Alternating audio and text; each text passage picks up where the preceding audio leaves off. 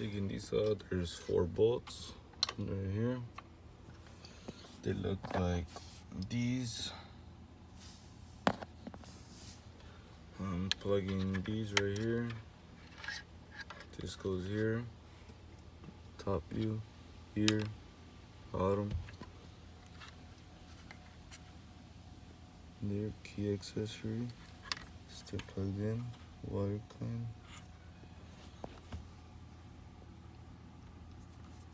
Still got this one plugged in.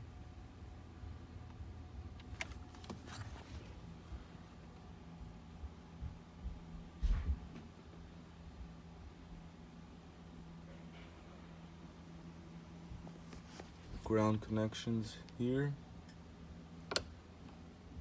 there, and there.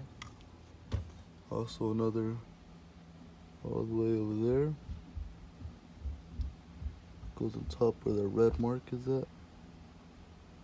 That one right there goes up there.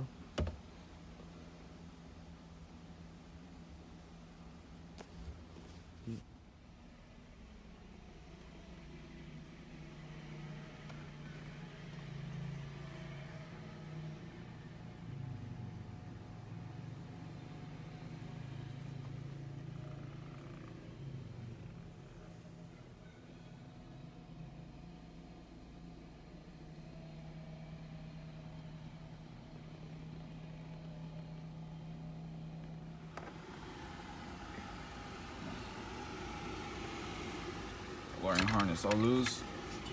Metal frame disconnected. You gotta lift up at an angle to take out like that. So it has to go up and then back out like that. And then I disconnected it from these 2 right here. Typical bolts. 2 up there.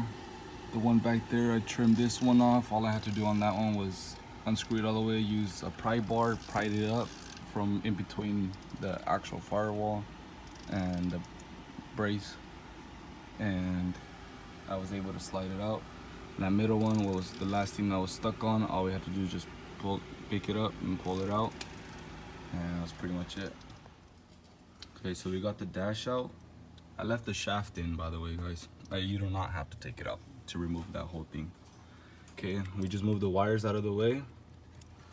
Okay, now we got this box right here, which has the blend door and evaporator.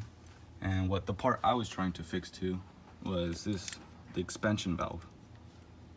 And the way to get this box loose is that you gotta go through the outside and loosen 2 bolts, which I will show you guys.